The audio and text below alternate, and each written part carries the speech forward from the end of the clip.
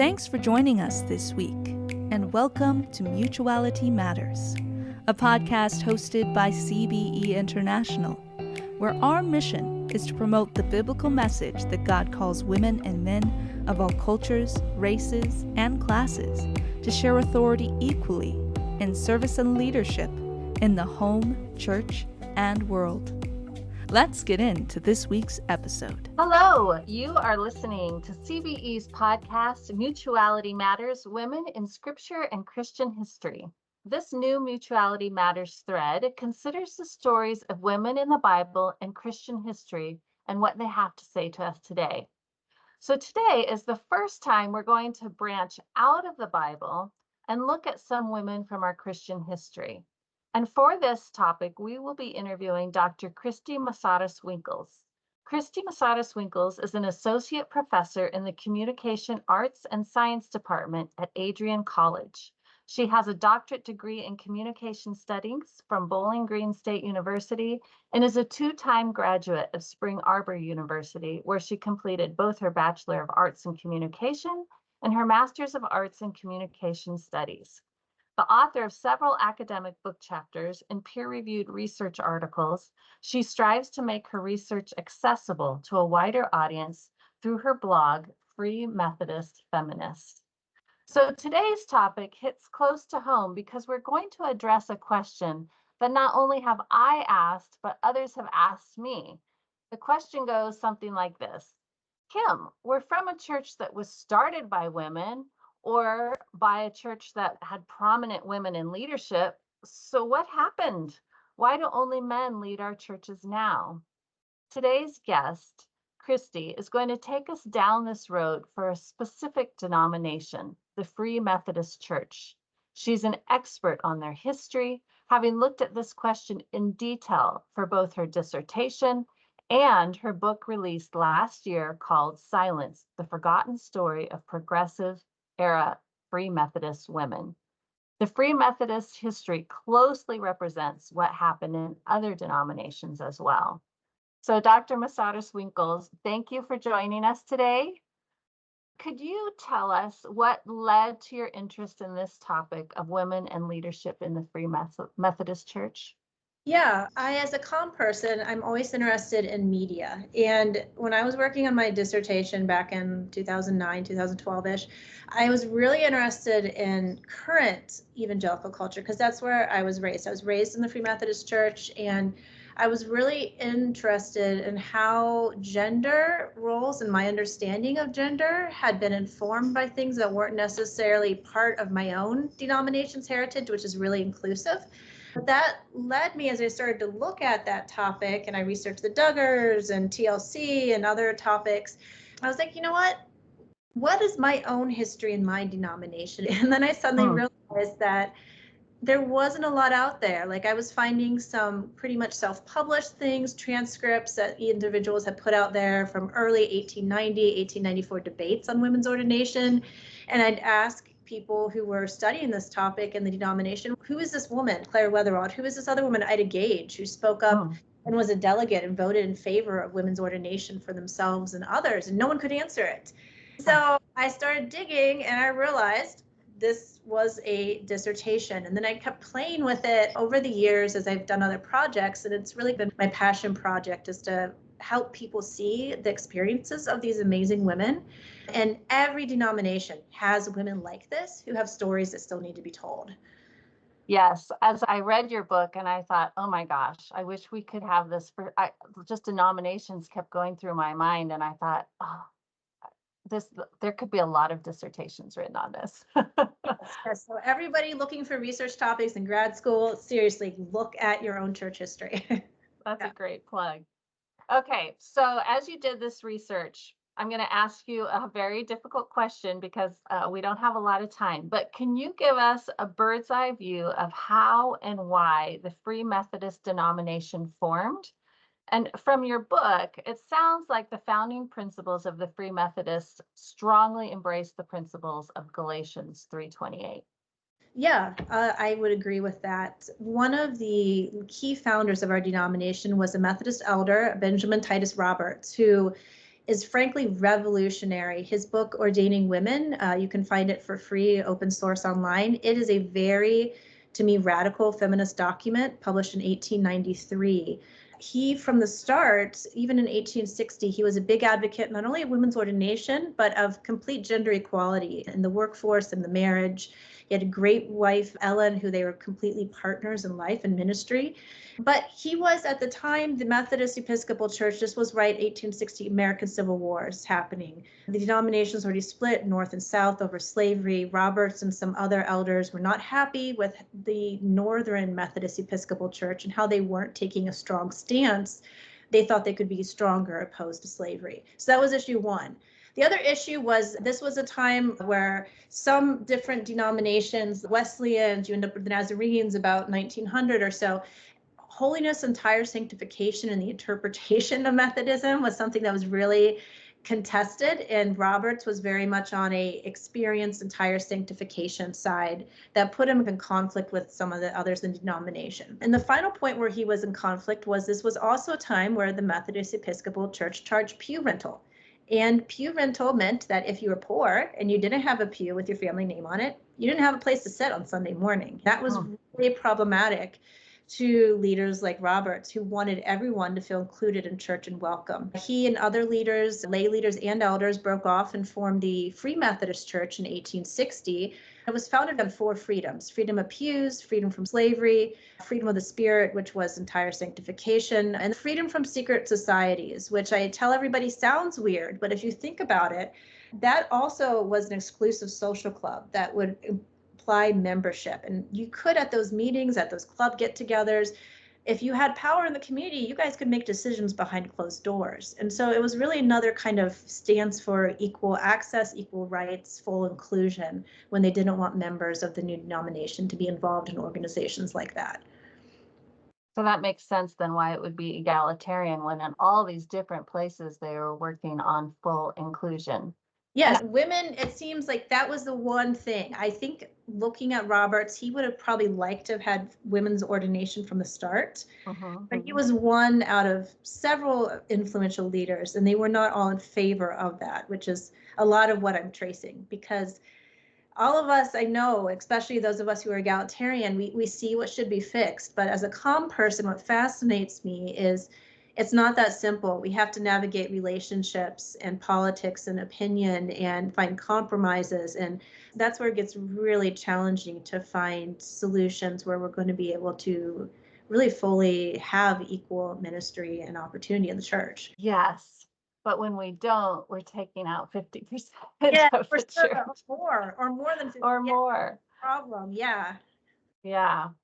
Okay. So you mentioned at the very start some key women that you were curious about and that kind of drove you into really looking at this.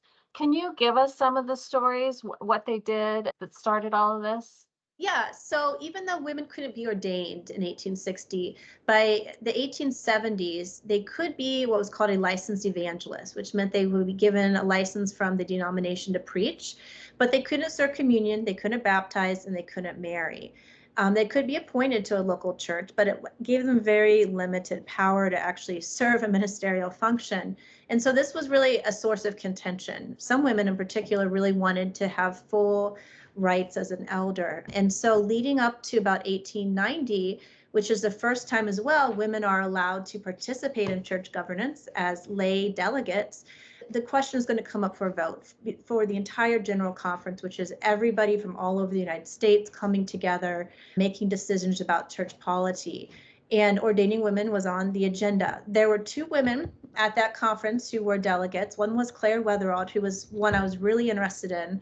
And the other was a woman named Anna Grant. Clara was from East Michigan, and Anna was from Wabash, Indiana Conference. They both voted in favor of women's ordination, and Clara had a speech recorded in favor of it too. And it came up again in 1894, but I'll stop and talk about these 2 women because they blow my mind when I hear these stories. These are inspirational, I think, even for us today. Clara, at this time, felt women really couldn't be a pastor unless they married a pastor. And so she, at about 17 years old, married another a person who was a minister called John Wetherald, and they started their ministry in the Methodist Protestant Church and then switched to Free Methodist. By 1890, she had probably been in ministry about 15, 20 years. She had a really established ministerial speaking engagements all through East Michigan. She and her husband would co-serve together. She'd also speak independently at conferences. B.T. Roberts was friends with her, invited her to preach up there. She was fairly well known. And so she was very much wanting, of course, to have ordination. And she made very strong arguments. One, the point being, we can't get railroad discounts. Men who are ordained can even travel and preach with a discount. We have to pay completely out of pocket. Plus, as an evangelist, you have no guaranteed salary. It's more of a free will offering. If you're appointed to a church, maybe a little bit, but you are pretty much subjecting yourself to a very uncertain existence if you were a woman, especially a single woman, which is why many of these women at the time did have some sort of life partner to help supplement their income. Anna Grant didn't speak on the record. If she did, that wasn't preserved, but she voted in favor of it, and she was just as remarkable as Clara. She had, in the course of her life, about 12 children. Her husband, John, and her were very much co-partners. He was not a pastor. He was a farmer, entrepreneur, and she was also a doctor. Her family stories from her youngest son, Vivian, who became a doctor because she inspired him. She told John, after they had 3 kids, I want to go, and God's called me to be a doctor. He said, okay, and stayed behind on their farm watching the kids so she could go off and do medical training. She was then, a few years later, called to also be an evangelist. So she wrapped the 2 careers together for a number of years, which is just phenomenal. With that many kids, to have a partner so willing to help. Even today, I look and I'm like, man, that's just inspiring. Yes, absolutely. Yeah, and then as my book goes on, there's a few women later, one 1894, because unfortunately 1890 does not end the debate. People can't decide, it's a very close vote, and so they say, we're sending this back to the annual conferences, essentially the states, and we'll let them discuss it for a few years and do a vote. We'll come back in 1894 at our next general conference, and we'll have a decisive vote then. And at that conference, there were 5 women, and what fascinated me with that was they all didn't vote in favor of ordination. Even some of them were actually evangelists themselves. One of them, a Mrs. Barnhart from the Pittsburgh conference, she voted against it, and she was also an evangelist, which fascinates me with that sort of thing. But Ida Gage, like Claire in 1890, Ida Gage is recorded on the record as an Ohio delegate and evangelist who speaks up in favor of her own ministry. And Ida's just real sassy. She has 2 daughters. She's a pastor. She's going all over, especially Northwest Ohio, being sent to establish and do church planting. And her daughter just has some really great stories about her that she wrote later, which were really helpful. Family history has been a big part of uncovering a lot of these women's stories. And so Ida not only preached in Ohio, but she went on and she ministered with her daughter and oldest son-in-law for a while, followed them up to what was Spring Arbor Seminary at the time, worked as a matron there at the dorms, followed them out to California, where she still kept preaching really up until her death. But yeah, these were women who they didn't stop. They preached and preached until the end of their lives. They devoted their entire lives to ministry. Wow.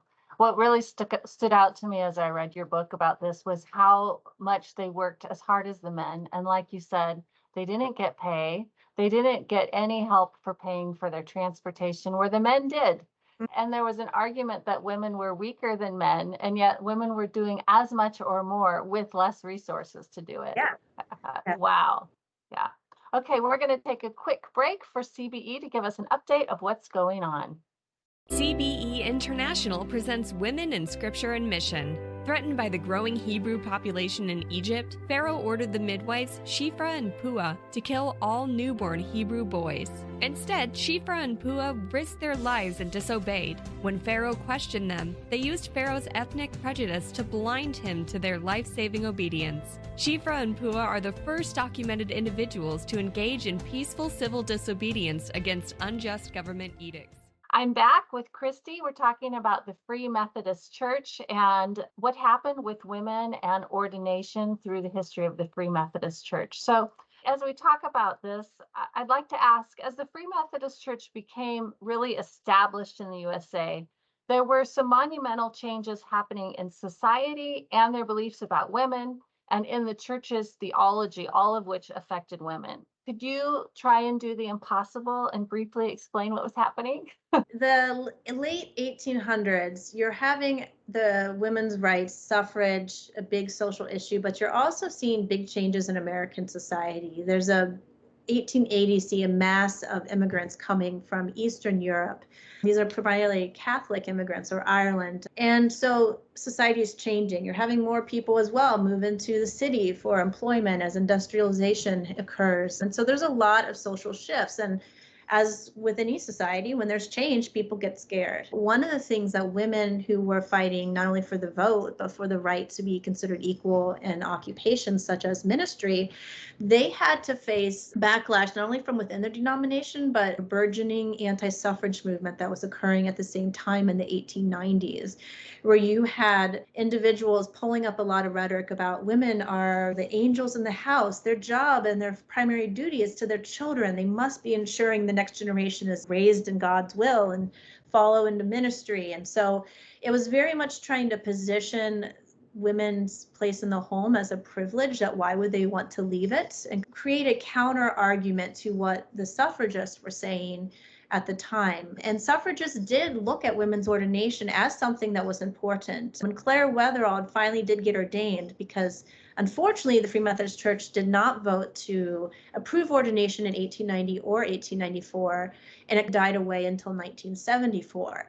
But Clara wanted to be ordained, and she, not Ida or Anna, they both stayed in the denomination, but Clara left, and she joined the Congregationalist Church and was ordained in Gaylord, Michigan at their church. And Lucy Stone noted that in her women's journal and credited her at the time, though Clara was married to her second husband, so she's credited as Clara Buell, not Clara Weatherald, which was one of the difficulties in tracing her story, was her name, and some of these women's names changed several times throughout their life.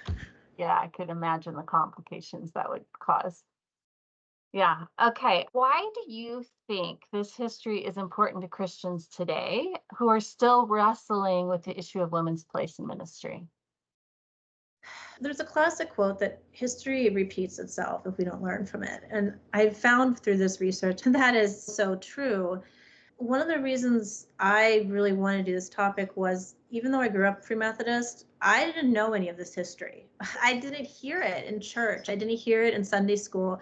We were using what would be soft complementarian sources. And it wasn't until I was in grad school and just stumbled across this that I was like, whoa, I had this whole entire history here, because I was struggling, as I think a lot of women do, to figure out, okay, can I work? Can I be a Christian and work? Why do I feel so judged? And it's not often intentional, but I felt very much, was there a place for me?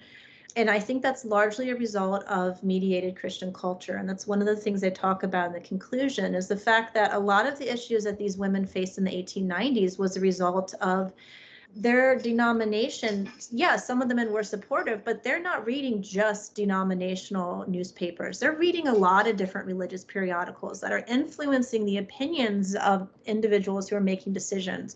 And not everyone is egalitarian. And a lot of times I feel like the general public isn't aware of theological background of more pop culture sort of sources, and we just read it because it says Christian. And so that was a big motivation for me, is to really look at the impact of media.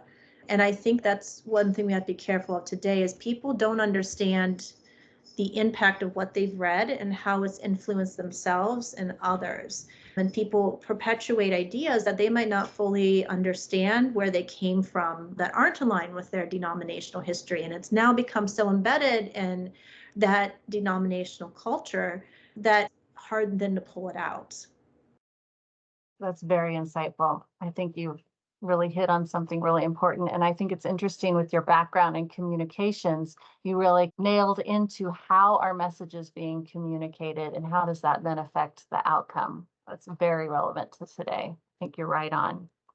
So we're done for today. It's a very fast interview. I'm so glad, though, that I got to talk to you. Thank you for joining us. And like I said, this has just been a real pleasure. And I love learning about these women that would never have crossed our paths except for someone like you that is curious and digs in and pulls them out. Thank you so much. And audience, we want to thank you for joining us again today. Stay tuned to the new episodes coming to you from our incredible team of co-hosts. In the meantime, go to the show notes and learn how you can follow our guests and find links to organizations, books, and resources mentioned in this interview. And I will mention some of the books and some of the resources that Christy highlighted for us. Come to our website at www.cbeinternational.org, where you can access the world's largest collections of egalitarian content, watch videos, and learn and listen to audio of past conferences and events. You can subscribe to our blog, magazine, and academic journal, or visit our bookstore, which contains talented authors and subjects that will enrich your faith and equip you to use your God-given talents in leadership and service to the gospel for all, regardless of gender, ethnicity, or class. I am Kimberly Dixon, and I would like to thank our support team at CBE International that makes this podcast possible. We are Mutuality Matters. Thanks for listening. Mutuality Matters podcast, along with thousands of CBE's other resources and content, is available for free on CBE's website, which is possible because of donor support. Together, we can spread the message that God calls women and men of all cultures, races, and classes to share authority equally in service and in leadership in the home, church, and world. Give today at cbe.today/donate.